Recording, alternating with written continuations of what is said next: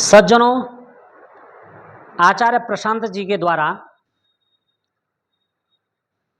श्री कृष्ण भक्ति पर नृत्य करने का विरोध करना कितना उचित है। आपने देखा होगा कि हमारे सनातन धर्म में जब कोई भागवत करता हो या कोई राम कथा करता हो तो भक्ति गीतों पर कुछ श्रद्धालु नृत्य करते हैं। इसी प्रकार हरे कृष्ण मिशन वाले हरे राम हरे कृष्ण की धुन पर भक्ति गीत पर समय समय पर नृत्य करते हैं। आचार्य प्रशांत जी के द्वारा इस प्रकार भक्ति में नृत्य करते हुए हरे राम हरे कृष्ण मिशन वालों का विरोध किया है, अर्थात नृत्य का विरोध किया है। परंतु मैं आपको कहना चाहता हूं कि मैं न चाहते हुए भी आचार्य प्रशांत जी को इसलिए केंद्र बिंदु में लाकर चर्चा कर रहा हूं क्योंकि आचार्य प्रशांत जी अद्वैत के अहम के आगे किसी को कुछ भी नहीं समझते।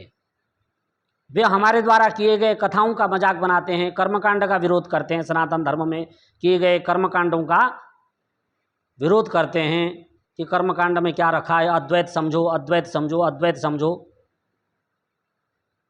परंतु जो व्यक्ति अद्वैत का प्रचार कर रहा है वो व्यक्ति स्वयं कितना अद्वैत पर चलता है ये बात आपको बताने की जरूरत नहीं, उनके कुछ वायरल वीडियो से आपको स्वयं पता चल जाएगा। एक तरफ तो कृष्ण भक्ति के नृत्य का विरोध कर रहे हैं और एक तरफ स्वयं आचार्य प्रशांत जी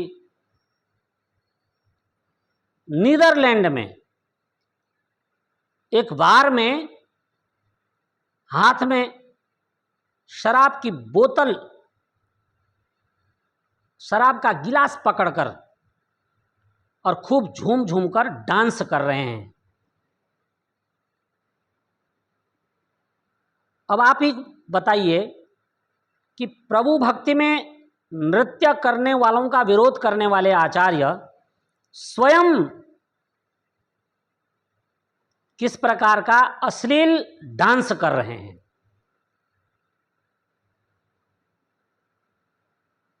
असल में आचार्य प्रशांत जी जैसे दिखते हैं वैसे हैं नहीं।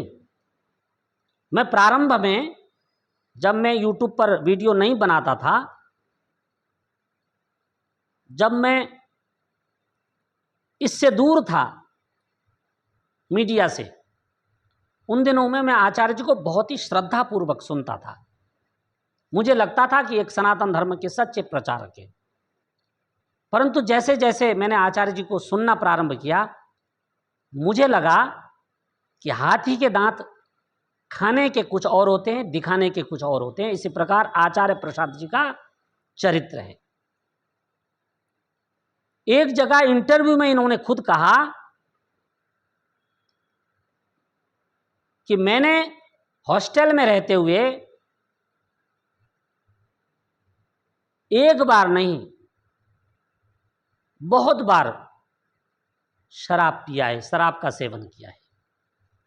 अब आप बताइए, मैं स्वयं 4-5 वर्ष महर्षि महेश योगी के आश्रम में हॉस्टल में और गुरुकुल एटा में लगभग 8 वर्ष और 3-4 वर्ष दूसरे छात्रावासों में, इस प्रकार मैं खुद कई वर्षों तक हॉस्टल में रहा छात्रावासों में, परंतु ये बीमारी हमें तो लगी नहीं। आचार्य प्रशांत जी कहते हैं कि मुझे दबाव था मित्रों का, सहयोगियों का, इसलिए मैं जब सब बैठते थे तो मजे के लिए पी लेता था, अथवा दिन भर की जो थकावट है, जो गम है, उसको भुलाने के लिए पी लेता था। एक फिल्म का गीत भी है कि शराब पीता हूं गम भुलाने के लिए।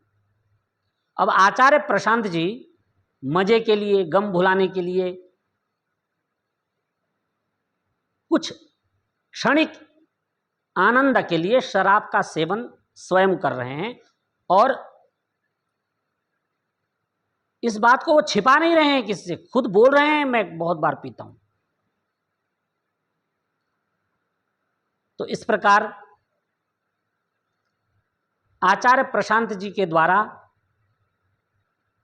जो चीज स्वयं कर रहे हैं वो दूसरे के करने पर उसका वो विरोध कर रहे हैं। क्या यही आचार्य प्रशांत जी के अद्वैत ज्ञान की सीमा है? जिस निर्वाण की, जिस मोक्ष की अद्वैत के द्वारा प्राप्ति चाहते हैं और स्वयं और अपने भक्तों को इस अद्वैत मार्ग के द्वारा मोक्ष तक ले जाने की बात करते हैं, वे आचार्य मधुशाला में मस्त हैं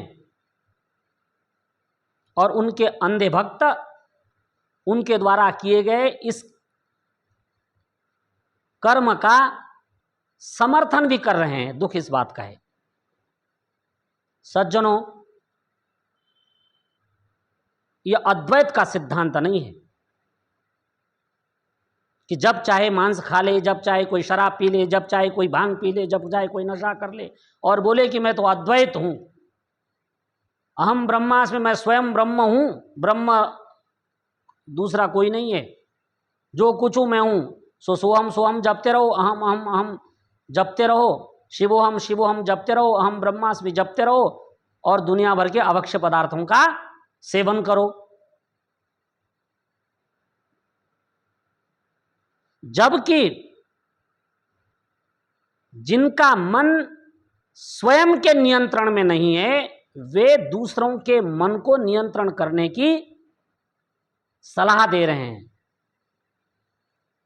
जिनका खुद का खान पान और रहन सहन ठीक नहीं है, वे दूसरों के खान पान और रहन सहन को ठीक करने की बात कर रहे हैं। इसलिए मैं कहना चाहता हूं कि आचार्य प्रशांत जी को भगवान सद्बुद्धि दें और वो इस चीज की प्रायश्चित करें और भविष्य में ऐसी गलती दोबारा न करें। तो सज्जनों, जो वाम मार्गियों का सिद्धांत है और जो बौद्ध धर्मावलंबियों का सिद्धांत है, असल में आचार्य प्रशांत जी उसी के समर्थक हैं। और इसका समर्थन उन्होंने बहुत बार किया है। और वाम मार्गियों का सिद्धांत है पीत्वा पीत्वा पुनः पीत्वा यावत् पतति भूतले पुनरुत्थाय वै पीत्वा पुनर्जन्म न विद्यते। शराब इतना पियो, इतना पियो, इतना पियो कि तुम्हारे शरीर का कचुंबर निकल जाए और तुम भूमि पर गिर पड़ो, और जब होश आए तो फिर से उठ करके पियो। इस प्रकार शराब का सेवन करने से चार्वाक कहता है कि पुनर्जन्म नहीं होगा। तो भैया, ऐसे मोक्ष को प्राप्त करने के लिए तुम्हें बधाई है। हमारे ऋषियों ने तो कहा है कि इन वाम मार्गियों से दूर रहो, इन तथाकथित बौद्ध मार्गियों से दूर रहो, पतंजलि के विशुद्ध योग को अपनाओ, यम नियम आसन प्राणायाम प्रत्याहार धारणा ध्यान और समाधि में जाकर के ईश्वर के दर्शन करो, तभी तुम्हारा कल्याण होगा। तो आज के लिए इतना ही। आपने मेरी बातों को बहुत ही ध्यानपूर्वक सुना, आपका बहुत बहुत धन्यवाद।